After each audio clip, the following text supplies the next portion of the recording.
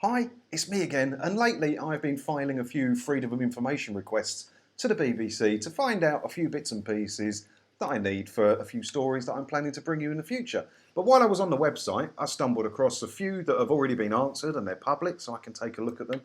And I thought I'd bring them to you because it just shows how much respect the BBC has for you and your money. Let's take a quick look. So this is an FOI request from the 1st of November 2019. And the person has said, can you please provide me with details on how much was spent on alcohol by the BBC in the past year, including a breakdown of how much was spent on wine, spirits, beer, sparkling wine and champagne. If possible, can you also break it down to the brand of alcohol? Wow, that is in depth, isn't it? Now, it may be a journalist or it might just be someone who's interested.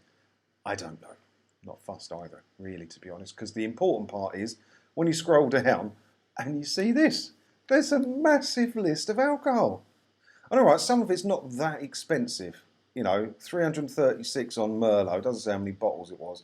Adnam's Ghost Ship, a fine beer. That is 72 quid spent on 500ml cans of that in a year. Not a lot, right? But why do they need to spend it? But then you see outliers like this, like the Balfour Brut, which was £1,108. Why was that needed to be spent? If you've got to celebrate something, can't you do that with your own money? Do you need licence fee payers' money to celebrate with quite expensive champagne? Peroni, £3,280 of your money spent on Peroni. £791 spent on Pimm's. £2,299 on Prosecco. And the grand total that the BBC spent on alcohol, I think this is the 2018 numbers. Ready? Drum roll. £24,737.32 of your licence fees. How mad is that? How mad is that? What is that in licence fees? Where's the bloody calculator on this thing? So, yeah, after I found the calculator on here, that works out at 155.5 television licences. So 155.5 struggling families or 155.5 lovely nans that are worried about paying their monthly bills. The BBC didn't care about them paying their monthly bills because they were too busy drinking Peroni and grand's worth of Brut on your money. You agree with that? I think that's bloody shocking. How should they be allowed to buy alcohol with your money? Let them spend their own money. They get paid enough. So I did find another one, and I think it's even worse, really. It seems more ridiculous to me, this one. Look at this. How much is spent by the BBC on newspapers and a breakdown of how much on each title. And this was filed in the 2nd of October 2020, so the numbers that you're going to get will be the 2019 numbers, okay? So let's take a look at this. These are the newspapers that the BBC bought with your money. That's 72,000 copies of the Times for a grand total of £126,000. 66,700 copies of the Daily Telegraph for £125,000. So yeah, cheekily, they haven't given us the grand total of what they've spent on newspapers there, which I think is a bit cheeky.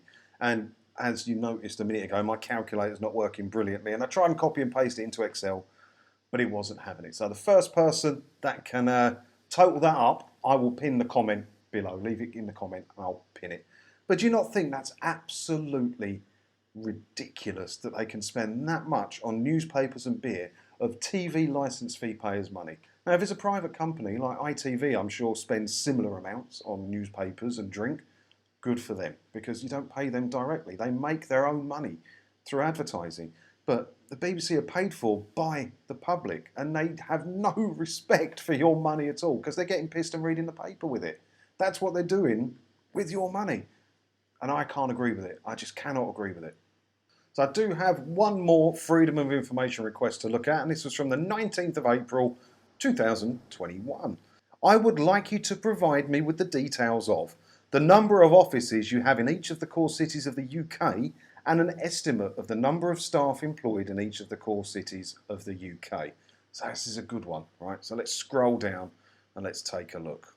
So these are all the major cities that they have the offices in. So you can see London, the BBC employs 7,907 full-time employees. Salford, 2,733 full-time employees. How can you possibly need that many employees? It's mad. And just for fun, I looked up ITV's employee numbers because I think it's a comparable channel. I know BBC has radio and a bit more local stuff, but I think it's a fair comparison between ITV and BBC-ish. Enough to do this. Anyway, so let's see how many employees ITV has, because it is public.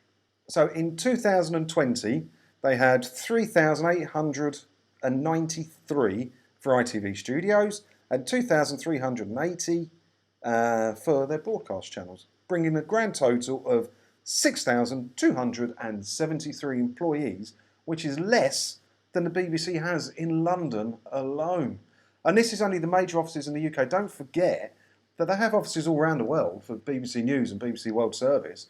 God knows what they're paying for rent on those buildings or the mortgages for those buildings, whatever, the staff costs, because they have to pay for the staff to live somewhere as well if you're going to send them abroad.